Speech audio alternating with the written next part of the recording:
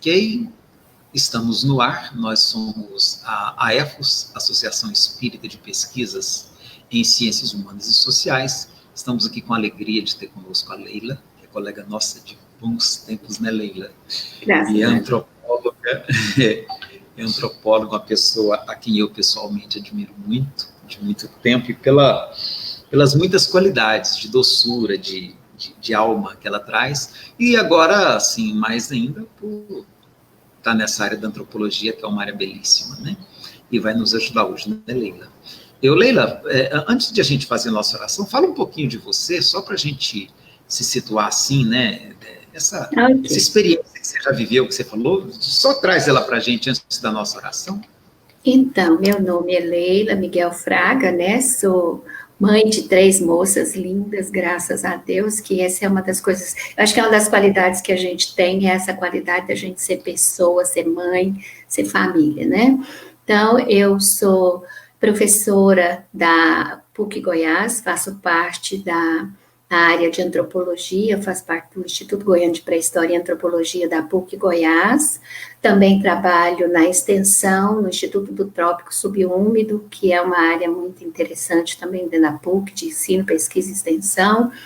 E enquanto culturalmente eu escolhi, né, ser espírita. Então, e aí eu esclareço a vocês, eu estou aqui hoje como cientista social, antropóloga, pesquisadora.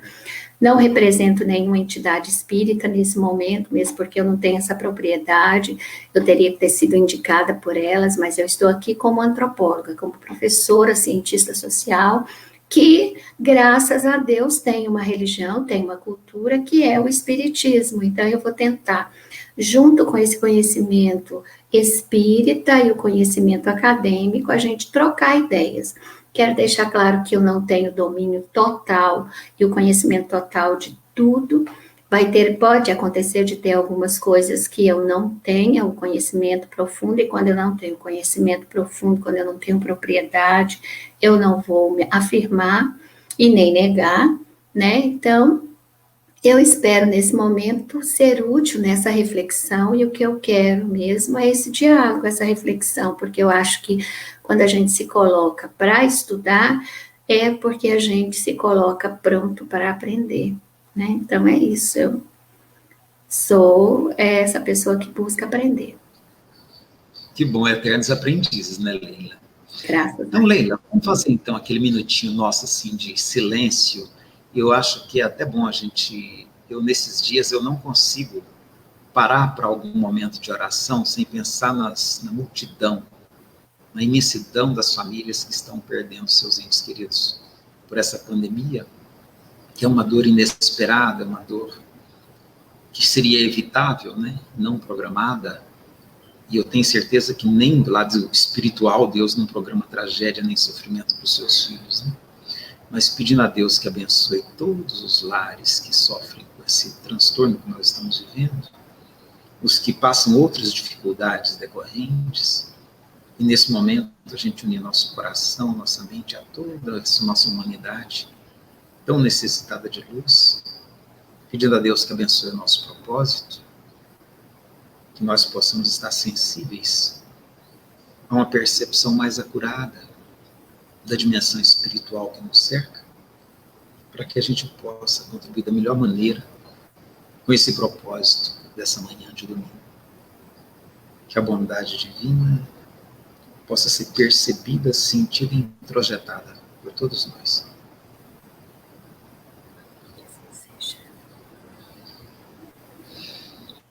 Ok. Deus nos abençoe. Vamos em frente, né?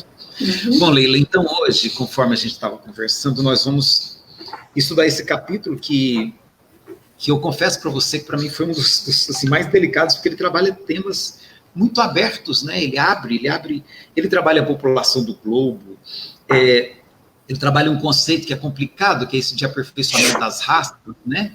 Que é delicado. Ele trabalha a questão dos obstáculos à reprodução, que ainda bem que você mulher, precisava ser uma mulher, porque tem que ter um olhar dessas questões, né?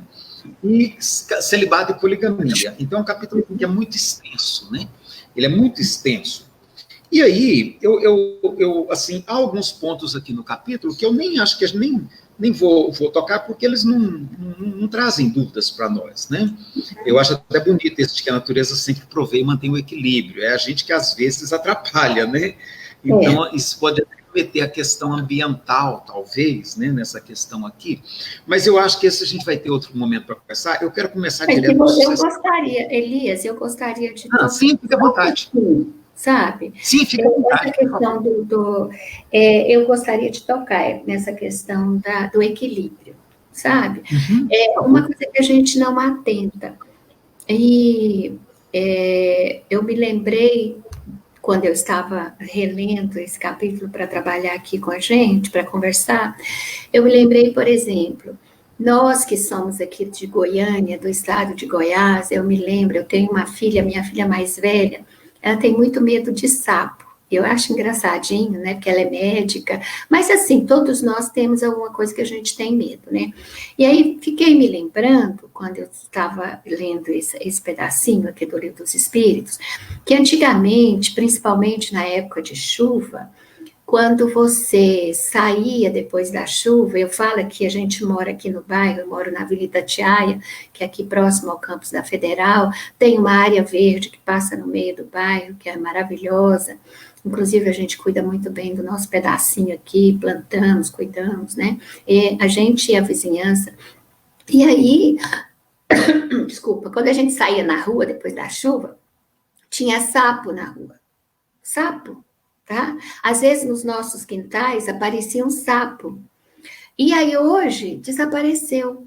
Outra coisa que é muito interessante, que as pessoas matam também, que exterminam, são aquelas lagartixinhas brancas que ficam nas casas, andando. Depois que esses bichinhos sumiram, apareceu a dengue, a chikungunya. Então você vê que é o desequilíbrio. Quando a gente tira alguns predadores, nós tiramos também a possibilidade de saúde. Então, como você disse muito bem, a gente precisa pensar que equilíbrio eu estou quebrando, não é? Então, nas nossas vidas, isso é muito importante. São coisas simples, mas, assim, o olhar sensível para o universo onde você vive, ele é muito importante, tá? Ele é muito importante. As belezas, por exemplo, aqui em casa a gente tem mania, meu esposo tem o hábito de comprar quirela e jogar no quintal.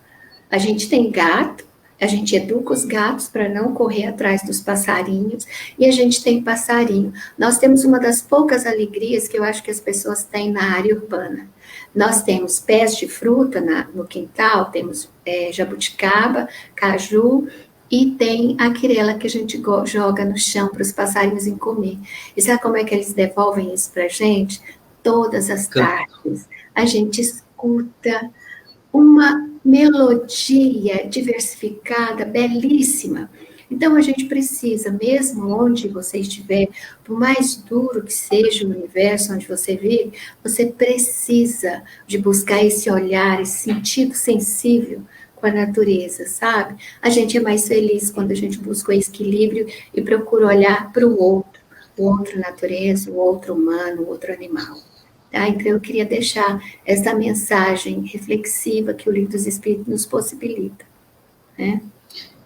Que bom, que bom. Pois é, aqui eu estava dizendo para você que a gente já vai começar, então, dizendo da questão do sucesso e aperfeiçoamento das raças, mas já que você aqui tocou na questão ambiental, eu quero fazer um gancho, então, nas duas questões, né? Porque nós estamos vivendo hoje um momento que até você estava me relatando aqui antes, quando a gente estava em off aqui, a gente está vivendo um momento delicado em relação às populações indígenas, aos quilombolas, às comunidades que, eu diria, eu gosto até de dizer assim, ó, a gente está tendo um problema danado com os donos da casa, né? Porque a gente chegou, tomou conta da casa e parece que agora a gente está querendo os últimos recônditos do quintal, onde eles se esconderam, onde a gente os empurrou por último, né? Então, assim, essa questão dessa visão, acho que era até bom você ajudar a entrar nesse ponto, porque, às vezes, pela maneira como está no Livro dos Espíritos, algumas pessoas formam uma visão equivocada de que, por exemplo, que o direito é nosso, alguma coisa assim, né? Ou que a gente tem alguma superioridade em relação a as comunidades que são originais aqui da região, como é que a gente pode encontrar, compreender esse conceito de raça hoje, Leila? Como é que você situaria isso aqui para nós? Então, olha... Entender isso aqui, até porque uma pessoa que vai estudar livro dos espíritos, dar um curso de livro dos espíritos, tem hora que isso aqui pega para ele lá no centro espírita, né? Então é bom a gente conseguir situar isso aqui bem. Então, o conceito de raça. Então, vamos perceber bem isso, vamos pensar com bastante atenção e equilíbrio nesse conceito. Esse é um conceito que até mais ou menos final do século XIX, ele era muito forte, ele era muito intenso nas teorias sociais, né? Mas que hoje ele já não é mais usado, não com a propriedade que era usada nesses períodos. Olha só, raça, o que é raça? Raça é quando você tem, por exemplo, olha, nós somos animais, todos os seres humanos somos animais, somos primatas. E enquanto primata, nós fazemos parte de um tronco comum com os chamados comumente de macacos, né? Então, olha só, nós temos mais próximos de nós os chimpanzés. O chimpanzé, nós e um chimpanzé somos diferentes só 2%. 2%. Mas esses 2% faz uma diferença enorme na nossa vida. Por quê? Dentro da espécie chimpanzé, você tem duas outras, dentro da família dos chimpanzés, você tem dois outros tipos, duas outras espécies, que você pode falar duas raças, né? Quando você fala em raça, você fala em distinção biológica, tipo biológico, composição biológica. Eu quero falar o mais simples possível para que as pessoas possam entender. Então, você tem o chimpanzé e dentro da espécie dos chimpanzé, você tem um outro tipo de chimpanzé, que são os bonodos. Agora, nós, seres humanos, nós somos únicos, nós somos todos homo sapiens sapiens. Houve um momento no nosso processo de desenvolvimento animal em que a gente tinha espécies diferentes, raças diferentes, que foram se desenvolvendo. Na genética, quando você fala assim, especializou, é que ele estaciona, tá? Estacionou.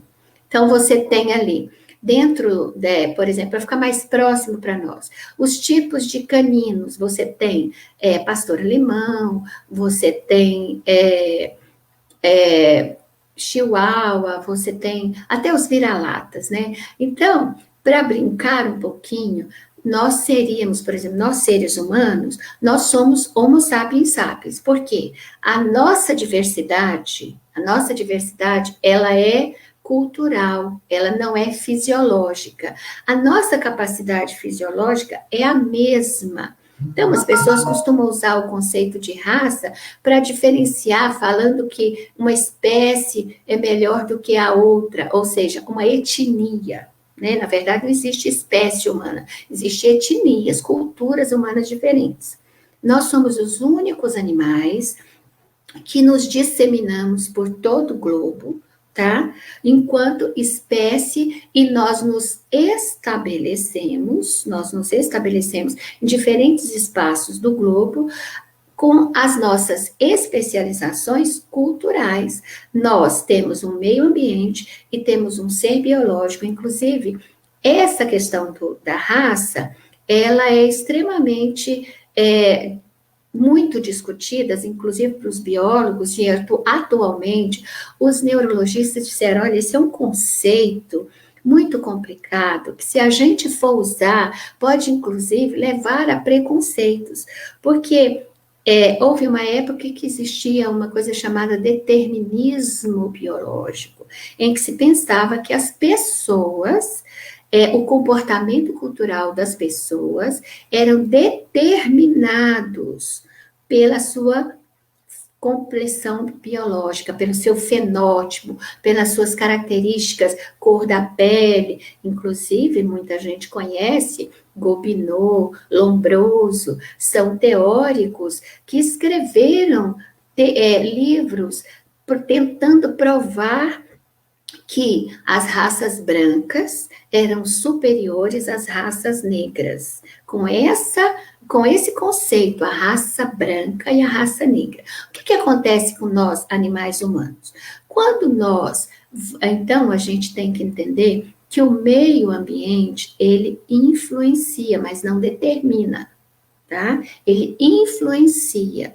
Assim como a nossa constituição biológica, ela nos influencia, mas não determina. Por que isso acontece? Você vive num determinado espaço geográfico, então, nesse espaço geográfico, você tem todos os elementos, né, naturais, que você se apropria dele para a sua vida, e isso vai dar para você uma habilidade tanto orgânica quanto intelectual, tá? Então, olha só, nós moramos num espaço onde tem muito sol, então a incidência do sol no nosso organismo ao longo do tempo aumenta o volume de melanina para que você tenha proteção. Então, você vai ter uma pele mais escura. Se você tem uma menor incidência da luz do sol ao longo do tempo, você vai precisar de menos melanina. Então, você vai ter uma cor de pele diferente. Só que, como eu disse a vocês, nós nos disseminamos por todo o globo. E aí houve uma difusão, uma troca, não só de experiências materiais, culturais, mas também troca genética de fenótipos, de cromossomos, né? Então, que vai trazer características fisiológicas, né? Então, se você, por exemplo, você tem uma moça loura, dos olhos azuis, que casa com um rapaz negro, essa mistura genética, dependendo dos padrões genéticos que vão se intercruzando, você vai ter filhos com aspectos, fenótipos, com características negroides e características brancas. Então, nós não podemos falar hoje em raça, nós vamos falar, por exemplo, tem alguns geneticistas que falam, inclusive, que nós somos muito... Ele usa até um termo que se a gente não tiver muito conhecimento, ele fala promíscuo. Nós somos muito promíscuos. Então, nas ciências sociais, nas ciências humanas, quando a gente fala de promiscuidade, a gente fala, promiscuidade é uma coisa negativa. Só que lá na biologia, olha só os conceitos, os usos dos conceitos. Na biologia, quando você fala de promiscuidade, você está falando de mistura de cromossomos, misturas genéticas. Então, hoje em dia, ele fala... O ser humano, no mundo inteiro, nós somos muito promíscuos, ou seja, nós somos muito misturados. Então, você não pode falar de raça superior ou raça inferior, e nem de cultura inferior ou superior. O professor Dr. Roque de Barros Laraia, um dos nossos grandes orientadores da teoria da antropologia social, ele diz o seguinte, que você falar que uma cultura é superior à outra, uma raça, nesse sentido que você está falando, raça, no sentido de cultura, né, é superior à outra, é como se você comparasse uma galinha com um rinoceronte. Um absurdo, não é? Então, você não pode falar que existe raça. Esse conceito de raça não existe. Quando nós usamos, e a gente aceita, os cientistas sociais, eles usam o conceito de raça, ou aceitam o uso do conceito, nós não usamos, mas quando uma pessoa de uma outra teoria, de uma outra disciplina, usa o conceito de raça, a gente logo vai tentar entender do que ele está falando. Se ele está usando o conceito de raça como etnia, né? Então, às vezes, o conceito de raça é usado para que as pessoas compreendam que são de culturas diferentes, tá? Então, nós temos aqui os indígenas. A gente não pode falar a raça indígena, né? E a gente nem usa o conceito de índio, o índio, não, nós falamos as nações indígenas. O mais certo é você dizer a nação Carajá, a nação Craô, a nação Apinagé, porque são culturas, da mesma forma que você fala assim, as pessoas do Rio Grande do Sul, as pessoas de Brasília, as pessoas de Jaraguá, as pessoas de Pernambuco. Então, você tem que falar sobre aspectos culturais. Por que o estado de Goiás foi dividido? Tá? Então, uma das grandes razões era a questão cultural mesmo, não só o distanciamento geográfico, por causa da questão de governabilidade e tal, mas também há uma diversidade muito grande. O pessoal do Tocantins, que hoje está no Tocantins, eles têm muito mais afinidade cultural com o pessoal do Maranhão, do Pará, do que com a gente aqui no estado de Goiás, né? Então, você tem aqui, por exemplo, hábitos, valores que vão determinar quem nós somos, não é? Então, olha só, inclusive, esse conceito de raça, quando você usa ele no sentido para denegrir uma cultura, ele é muito sério, porque quando você fala assim, a raça negra, e você olha-se no espelho, se você olhar com um olhar sensível, se você olhar com absoluta vontade de compreender, você vai ver que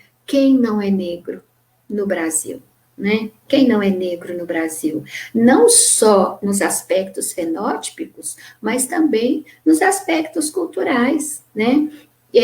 Os valores que a gente guarda também tem muito da etnia, da cultura, da identidade negra. Então, em antropologia, em sociologia, em ciências humanas e sociais como um todo, a gente evita esse conceito de raça, porque ele tem a propriedade de ser usada pelos biólogos, pelos geneticistas, pelas pessoas do grupo que estuda mesmo, pelo pessoal da ciência médica, né? Eles podem falar porque eles têm uma propriedade para explicar melhor, nós não, né? Então, inclusive, agora a genética, eles falam em raça, porque é o seguinte, inclusive ele fala, olha, mesmo a gente usando, nós da biologia, fica confuso, porque às vezes eles falam o seguinte, olha, tá, as pessoas que moram lá na Bahia têm mais melanina no corpo, são mais negros, né? O pessoal que mora no sul do Brasil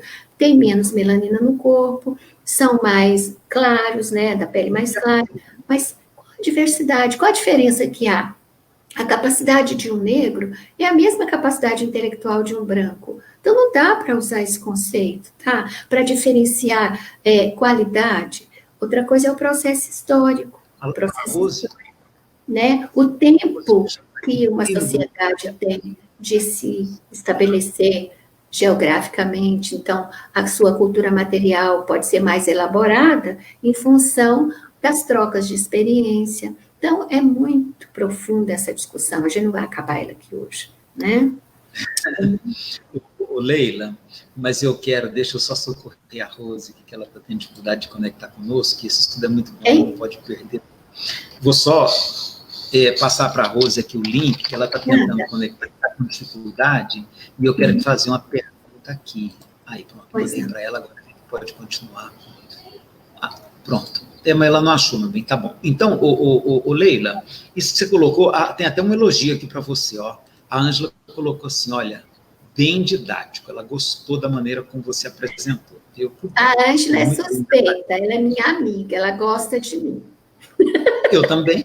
É minha colega de trabalho. Pois é.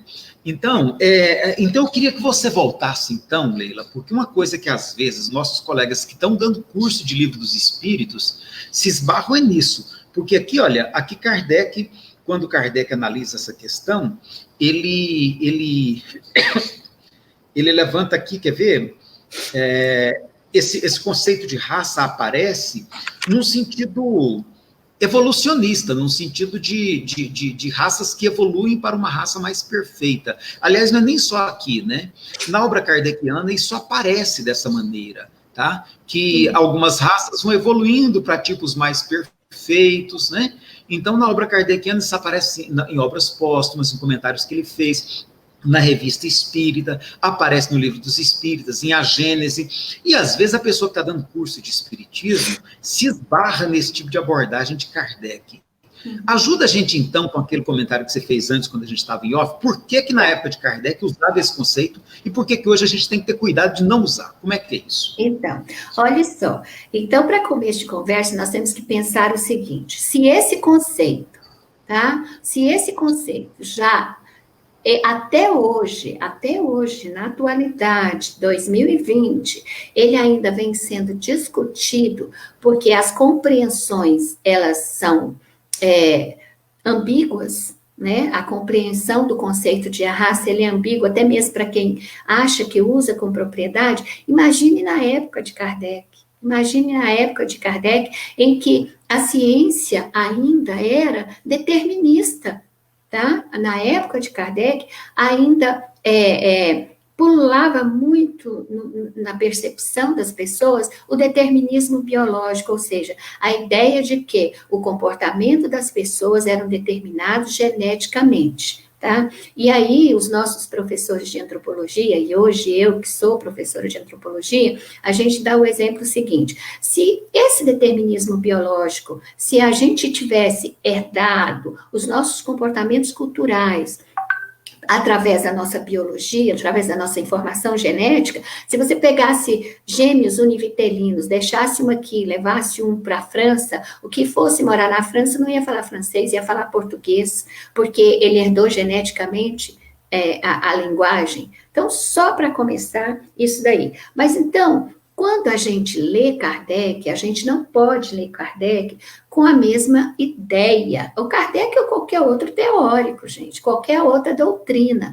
E quando a gente fala em doutrina, não é só religiosa, não. Doutrina científica, tá? Qualquer doutrina, quer seja. E aqui nós temos uma discussão, o Livro dos Espíritos, é uma parte em que a gente tenta compreender o ser humano, físico e espiritual, tá? Então, quando nós buscamos compreender a ciência espírita, nós temos que fazer aquilo que eu coloquei para vocês. Nós precisamos, nós não podemos ler qualquer livro sem contextualizar o momento histórico em que ele foi escrito, tá? Sem entender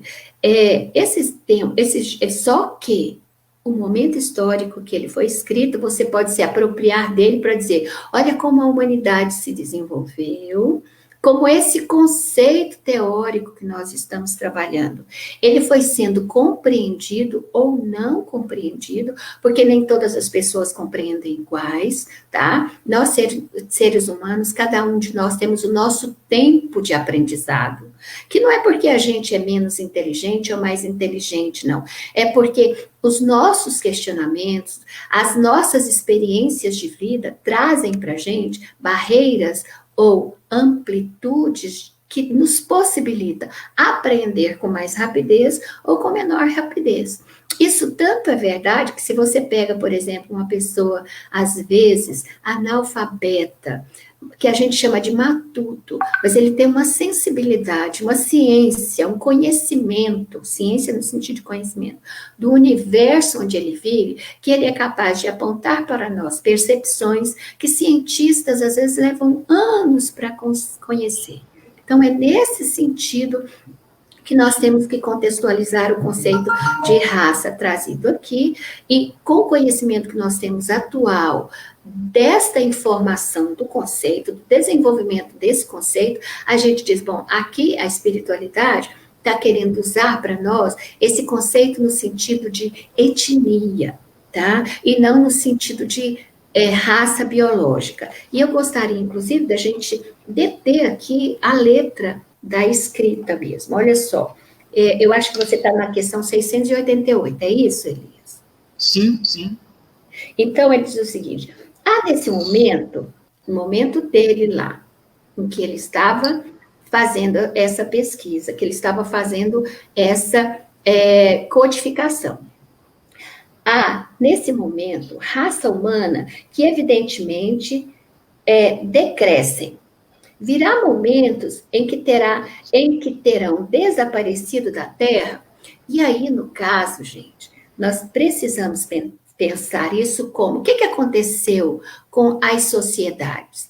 Determinados grupos étnicos realmente desapareceram, tá? Determinar, por exemplo, se você for pensar na dominação através das conquistas, né, no momento em que se estava expandindo comercialmente a Europa e que ela invade espaços nas Américas e na África e vão tomando esses espaços, você tem hoje sociedades que desapareceram. Aqui, no nosso estado de Goiás, os índios goiáses foram totalmente exterminados. Com certeza teríamos muita informação a aprender com eles. Você tem lá incas, maias, astecas, que desapareceram também, não é? Olha, desapareceram pela brutalidade humana, não foi?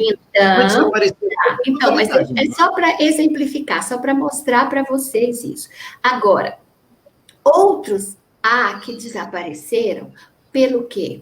Não desapareceram, sumiram, mas desapareceram no sentido de que as suas culturas foram mescladas, elas se juntaram, se fundiram, a gente chama na antropologia de difusão cultural. Elas se fundiram com outras e criaram novas culturas, tá? Então, nesse momento tem um conflito nesse sentido aqui no Brasil, não tem? Nós temos uma corrente que defende que por exemplo, nós temos uma corrente que defende que as nossas comunidades originais, elas têm que se incorporar à nossa cultura. E até, de certo modo, há uma certa imposição dos valores da nossa tradição, vamos dizer assim, afro-europeia, né, sobre os valores dos povos originários aqui da nossa região.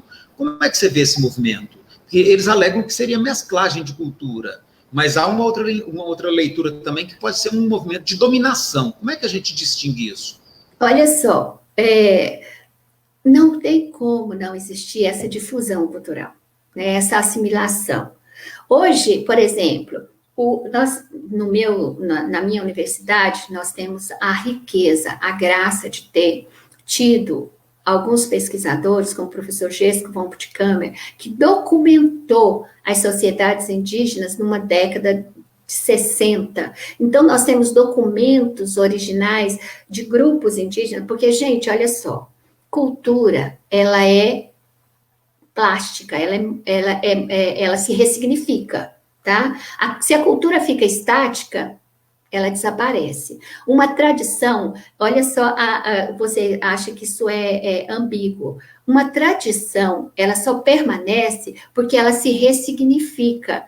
Porque se ela ficar recrudescida, ficar endurecida, fechada, ela desaparece. Então, o que acontece? As culturas indígenas que você tinha na década de 50, na década de 70, na década de 60, elas não são as mesmas. É natural que ela se ressignifique. Imagine, você tem uma sociedade indígena aqui no nosso meio ambiente. A sociedade nacional vai desembarcando, vai se aproximando desses grupos indígenas. Olha, seres humanos é assim. Você vê uma coisa, você quer entender, você tem uma utilidade, uma cultura material, por exemplo.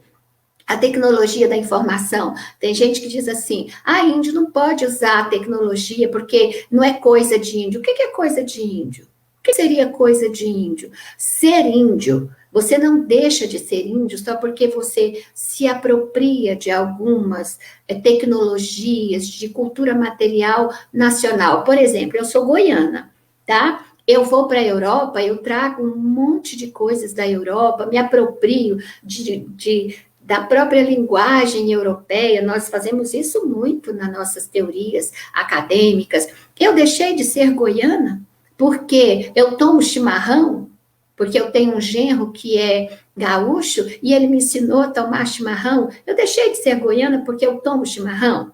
Eu deixei de ser goiana porque eu sei falar inglês, eu sei escrever um artigo em inglês. Não. Entendeu? Então, as comunidades indígenas, elas têm a cultura original delas. Todos nós temos a nossa cultura original, nossos padrões originais, culturais, tradicionais de comportamento. Por exemplo, nós fazemos a festa do Divino Espírito Santo em Goiás, mas nós também fazemos o carnaval, que é lá do Rio de Janeiro, tá? Nós podemos muito bem trabalhar com padrões culturais de outras sociedades.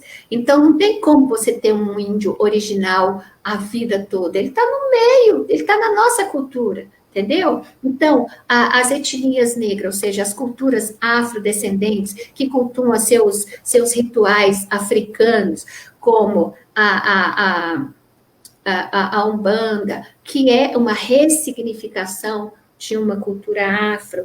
O nosso próprio espiritismo kardecista, ele não é o kardecismo da França, o kardecismo original. Nós temos princípios, mas nós fazemos o quê? Nós trazemos isso para a nossa realidade, para a nossa contextualização. Da mesma forma que os conceitos teóricos precisam ser ressignificados, nós precisamos entender que as identidades culturais não se perdem, a não ser que por uma coisa muito abrupta, né? Por exemplo, a guerra, ela traz um corte muito forte e você pode perder, porque aquilo que não é pensado, não é ressignificado, não tradicionalmente não está tradicionalmente na nossa memória, pode se perder. Por isso, por exemplo, uma das coisas que eu acho muito interessante, é um trabalho que eu gosto de fazer e tenho feito, é a pesquisa sobre a cultura alimentar.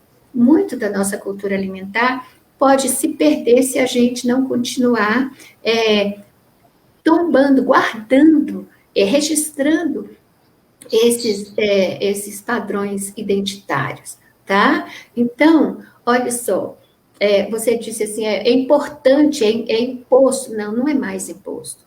Os indígenas, eles não são pessoas, eles não são crianças. Assim como os quilombolas, eles não são, desculpa a expressão que eu vou usar, eles não são imbecis. Eles assimilam o que eles querem. E hoje, mais do que nunca, os jovens quilombolas, os jovens indígenas, eles estão aprendendo a nossa língua, eles estão aprendendo a nossa identidade, eles estão nas nossas universidades, eles estão estudando as nossas religiões, mas isso não faz com que eles percam. Eles apenas aprendem para saber ter a resistência identitária. Então, quando e na antropologia a gente fala isso, eu reafirmo a minha identidade a partir do reconhecimento e do respeito da identidade do outro. Porque quando eu olho para o outro e vejo que ele é diferente, eu respeito, eu reafirmo que a minha alteridade, eu preciso ser respeitado, e para eu ser respeitado naquilo que eu me identifico, eu preciso respeitar o outro naquilo que ele se identifica, entendeu? Eu não sei se eu consegui responder o que você gostaria, ou outras pessoas. Talvez a pergunta que a Ângela postou aí para nós ajude nessa discussão, tá? Ela colocou aqui, olha, essa mistura cultural, ela realmente, ela parece enriquecedora, não só, né, na questão indígena, mas em qualquer outra cultura, tudo bem. Mas quando ela é feita à base de dominação, porque o que nós estamos vendo hoje, e em particular nesse momento que nós estamos vivendo, existe um processo de dominação e até de apropriação das terras das reservas indígenas, a pretexto de que é terra que está ociosa, ela só serve para abrigar índios, né? Então, assim, tem esses valores, assim, que estão sendo colocados, que não me parece que aí essa mistura cultural se dê de maneira tão espontânea como você está dizendo, não? É o seguinte, os veículos de comunicação, eles têm, e aí a Ângela sabe falar disso melhor do que eu, os veículos de comunicação, eles enfatizam muito mais a coisa desesperadora, negativa, porque é a notícia que vende, não é? Então, falar que as sociedades indígenas, não que elas não estejam vivenciando isso, estão, mas assim como as sociedades indígenas, claro que os indígenas, as sociedades tradicionais, não só indígenas como quilombolas também, ribeirinhos, pescadores, as sociedades, as etnias, ou seja, as culturas que são diferentes daquela cultura maior dentro da nossa sociedade nacional e mesmo no mundo todo isso acontece.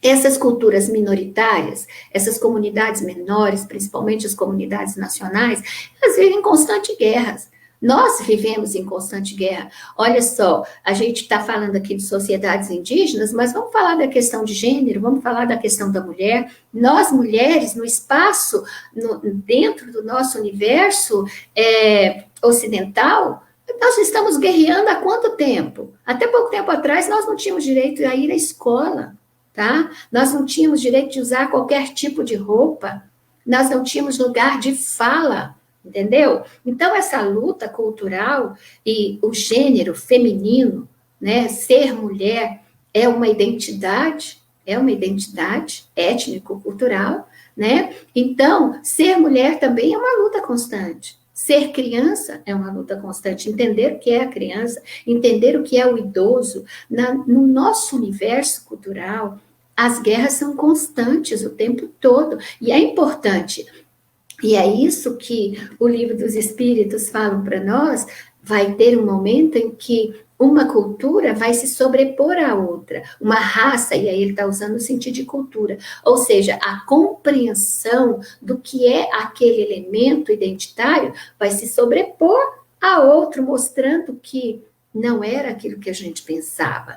Então, quando a gente fala que as sociedades indígenas estão perdendo espaço, não estão, elas estão ganhando espaço, porque hoje, se você for perceber, o nosso menino, da nossa sociedade nacional, não generalizando, mas a maior parte dos meninos indígenas, dos jovens indígenas, estão na luta, estão buscando, estão lutando pelas suas, e isso é constante, eu não estou dizendo que isso é próprio só das sociedades indígenas, estamos falando aqui das sociedades indígenas como um exemplo, mas como eu falei para vocês, é uma luta de diferentes grupos identitários, tá? Então, os antropólogos dizem, Ruth Benedict diz, eu sou 1000 em um, tá? Porque você é Elias, esposo, Elias, profissional, Elias, espírita. Então, e nesses múltiplos elementos que nós somos, nós precisamos lutar constantemente para cuidar daquilo que nos identifica, daquilo que nós somos. Os indígenas vivem, sim, lutas, porque são minoritários, então a luta deles são maior, e eles têm um lugar de fala dele, e nós, antropólogos, nós, sociólogos, nós, cientistas sociais, precisamos estar ali para auxiliar, sendo os mediadores entre aquela cultura e a sociedade que não o reconhece, não o conhece, porque a ignorância é o maior fator de preconceito e discriminação, portanto, gerando violência. Isso não só nas sociedades minoritárias, mas aqui na nossa sociedade também, né, no nosso universo cultural também. Então, por exemplo, a gente fala que nós não temos preconceito. Temos sim, nossos preconceitos são de marca, são de status, tá? Então, se você é branco e pobre, você é discriminado tanto quanto se você é preto, tá? Se você é negro. Então, no Brasil, a nossa diversidade cultural é um fator muito positivo, porque a gente realmente consegue viver bem com ela, mas nós não somos esse homem cordial trazido por Darcy Ribeiro, nós não temos essa cordialidade, inclusive Darcy Ribeiro e Sérgio Buarque de Holanda analisa isso muito bem para a gente. Que cordialidade é essa? Né? Que homem cordial é esse que discrimina determinados estratos da sociedade? Então, é muito sério a gente achar que índio é coitadinho. Índio não é coitadinho. Uma das piores coisas é a pena. Índio é, sim, uma cultura que luta, que tem uma dignidade, e luta com dignidade. Cabe a nós compreendê-los e lutar junto com eles. Tá? E por ser minoritário, a gente está acabando com eles, né? Não estamos. Não. A gente acha que está acabando. Olha que interessante. Aliás, só acrescentar um ponto nessa questão. Veja bem o que aconteceu na África. A África foi um povo muito altaneiro no passado, um povo rico, um povo que tinha uma força de expressão muito, muito rica, né? E com o processo de colonização, o que aconteceu com a África? A África se tornou um palco de miséria e de exploração sem tamanho, né? Então, assim, quando a gente vê a África no estado que ela é hoje, a gente dificilmente consegue imaginar uma África que há 600, 700 anos atrás, ou até mais que isso, inclusive, mais ainda, se pegar 2.000 anos atrás, 3.000 anos atrás, já foi um grande centro de civilização. Né? Inclusive a espécie humana, ela vem da África, né? Então, assim, não parece que esse processo também, quando entra em jogo os processos de dominação que você se traduziu aí na forma do conflito, né? Não parece que ele também tem um processo assim muito brutal de liquidação do diferente? Olha só, o desejo é esse, né? Mas quanto mais você o ser humano, ele é muito forte, né? Por exemplo, quando você fala que a África de antigamente, mas a África não acabou. Aquele povo que a gente vê, que a gente o vê na miséria, mesmo na miséria, eles estão lutando e continuam sendo africanos. Não é? Ele não acabou, ele é africano, ele é África. Mesmo na miséria, ele é África. O pessoal do morro, da favela, da periferia, eles não estão acabando. Tá? Eles têm uma resistência. É nesse sentido que eu falo, que as pessoas matam as etnias, as culturas, antes delas morrerem. Por quê? Porque é muito bom para nós, dominadores, achar que eles estão acabando. Porque o processo de violência, de opressão, tá? É em função do medo. O medo é que gera. Então, como eu desconheço, eu tenho medo. E se eu tenho medo, eu quero eliminar.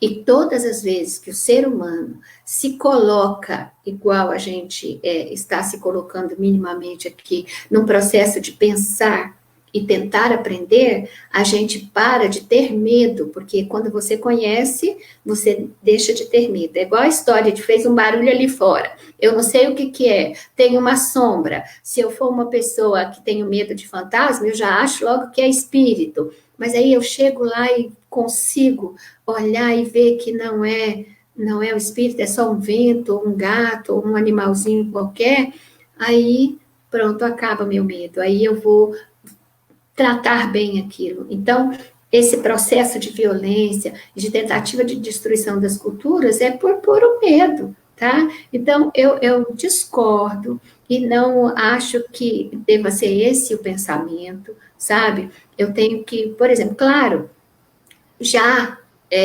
muitos indígenas foram eliminados por causa de sarampo, gripe, nesse contato mesmo com a sociedade nacional, historicamente isso aconteceu. Hoje nós temos aí a Covid também matando indígenas, né? Assim como estão matando pessoas da favela, estão matando pessoas que não estão tendo os cuidados necessários para... Mas os indígenas não são menores ou incapazes só por conta de ser uma sociedade menor em termos de número de pessoas e em termos de diversidade cultural. Muito pelo contrário, são mais de 500 anos de resistência. Nós temos que pensar isso, mais de 500 anos de resistência, gente. Se fosse para acabar, já teria acabado. Então, tem uma pergunta da Rose aqui, que eu acho que ela pode ajudar nessa discussão. Vamos acrescentar ela aqui para a gente ver. Olha o que ela está dizendo aqui. Ela está trazendo aqui o livro Transição Planetária, do Filomeno de Miranda, né? O espírito Manuel Filomeno de Miranda, na obra Transição Planetária, em 2010, no capítulo 13, traz esse trecho. Aqueles que puderem fluir desse movimento após a grande transição, graças ao pensamento e à iluminação anterior, libertar-se-á de órgãos desnecessários, mantendo formas gráceis e leves, compatíveis com a futura atmosfera física e moral da Terra feliz. E aí ela está perguntando como a antropologia vê essa transformação das diferentes raças, e até quero somar. Isso não lembra um pouquinho, assim, aquele pensamento do meu amigo Adolf Hitler, quando pensava em colocar uma raça assim, ariana, dominando a Terra, só a raça ariana ser a raça do planeta Terra, né? Como é que a gente compreende essas coisas, hein? Do ponto de vista da antropologia. Olha só, Rose e Elias e todos nós, né? Vamos pensar. os biólogos têm mostrado para nós, os geneticistas, têm mostrado para nós, por exemplo, continuamos evoluindo fisiologicamente, porque a nossa adaptação, como eu disse a vocês, ela é física, mas ela é também ambiental e ela é também cultural, né? Principalmente externa a nós, porque nós temos uma rapidez maior do que os animais de adaptação ao meio. Se você olhar para eu não sei você, Elias e eu, né? Por exemplo, se a gente for olhar para os nossos filhos, vamos olhar para as nossas crianças. Eu tenho uma filha que ela nasceu sem vários dentes. Por que que hoje a gente precisa tirar o siso? Tá? É uma reordenação da nossa compreensão craniana. Nós não precisamos mais de todos os dentes. A gente tem que tirar o siso, colocar aparelho para ter uma mastigação melhor, né? Então, o que a gente come, né? Como que a gente estabelece a nossa função fisiológica, por isso que a gente, por exemplo, apresenta várias doenças fisiológicas, porque hoje a gente não levanta mais de manhã e vai para a lida na roça e monta num cavalo e anda não sei quantos quilômetros para ir visitar a comadre, a gente entra no carro, vai. Antigamente você se preparava, fazia uma matula, viajava às vezes 2, 3 dias para chegar na casa do outro. Então, como a gente estabelecia a vida cotidiana nossa, era totalmente diferente. Então, aqui é claro que o nosso organismo fisiológico ele vai dando respostas para isso, tá? Então, hoje em dia tem pessoas que não comem mais carne, então ela tem uma dentição diferente. Eu, inclusive, conheço pessoas que nunca tiveram cárie, porque comem carne. E os dentistas falam, não comer carne, você não deixa resíduos, então você tem uma dentição melhor, né? Você tem muito. Uma pessoa que come mais peixe, ela tem uma ossatura muito cálcica muito mais forte. Então, o nosso organismo, ao longo de anos e anos, milênios, ele vai se transformando. Qual que é a nossa habilidade hoje? Caneta, escrever. Então, você desenvolve problemas de coluna, aí você vai para academia, para fazer exercício, para melhorar a sua postura. E isso, então, olha só, quando o Manuel Filomeno de Miranda coloca nisso, quando é que a gente acha que vai ser essa transição planetária?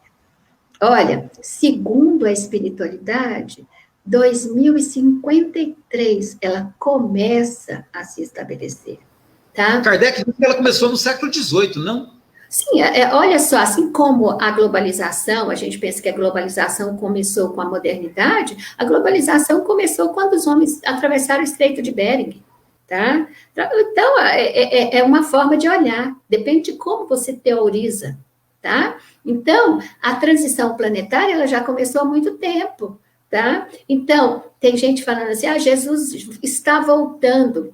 Eu recebi muito postzinho dizendo, olha, a Covid-19 Jesus está voltando.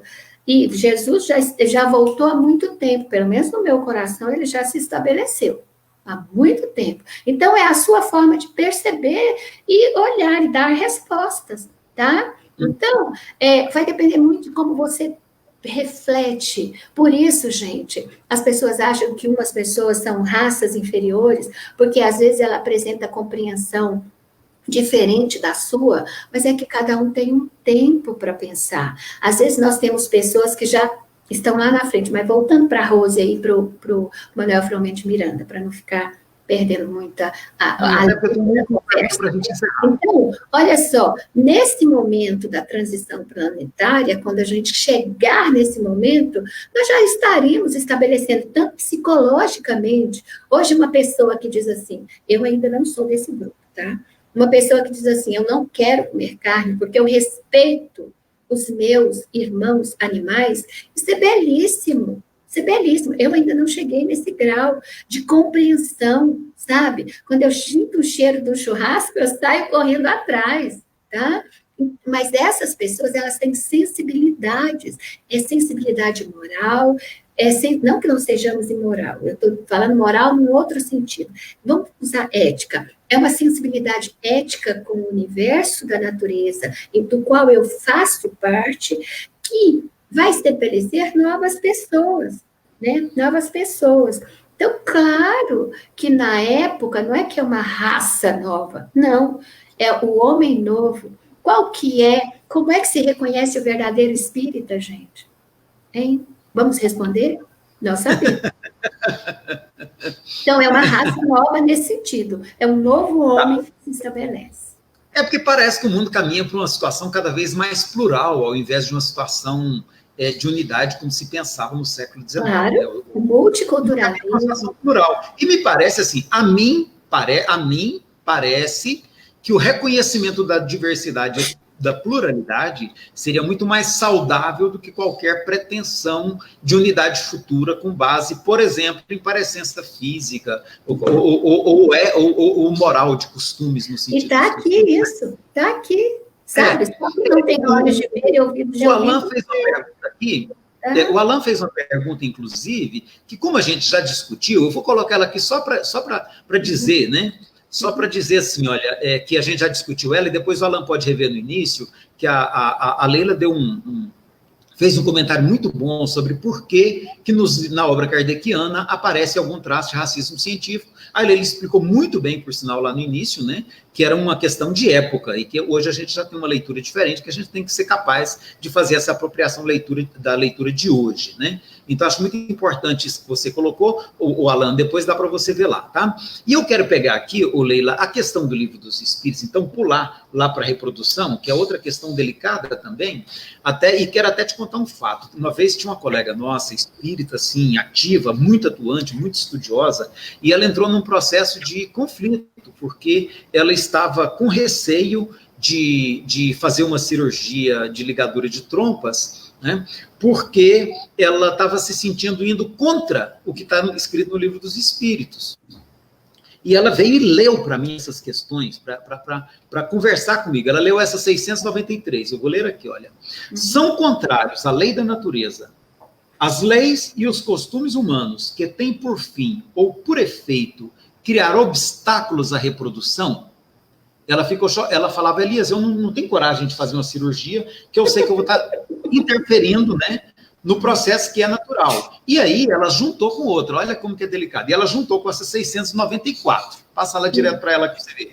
Que se deve pensar dos usos cujo efeito consiste em obstar a reprodução para satisfação da sensualidade.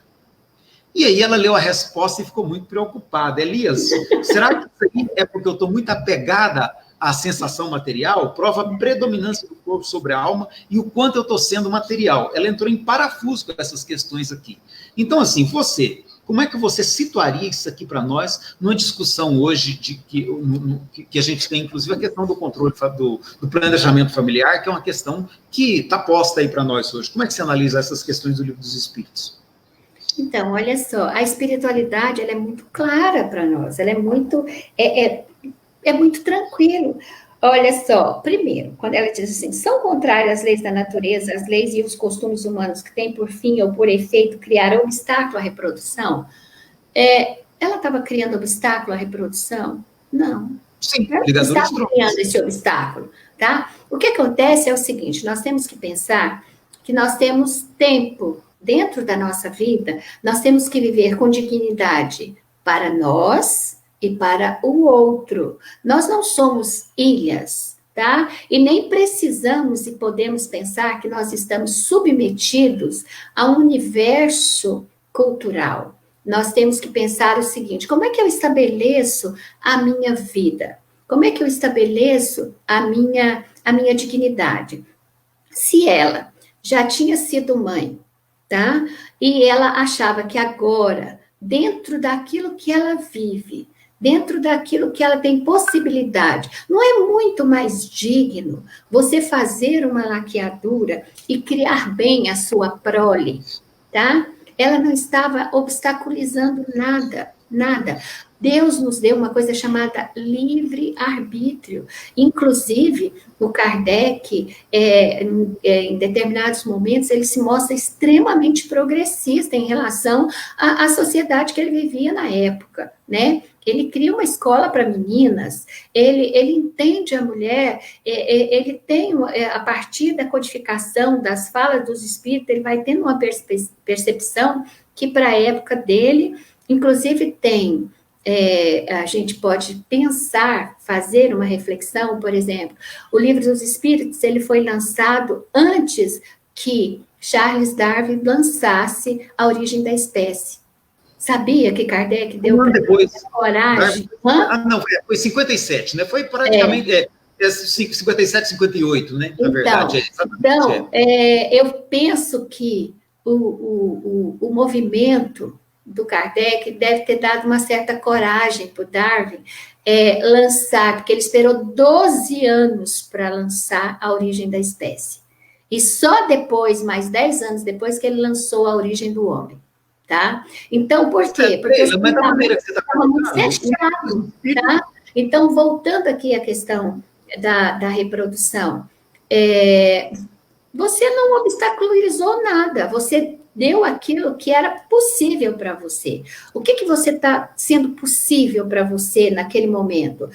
Ter mais filhos e não conseguir criá-los? Não conseguir dar para ele dignidade, porque a gente não pode pensar que o Estado é o único responsável.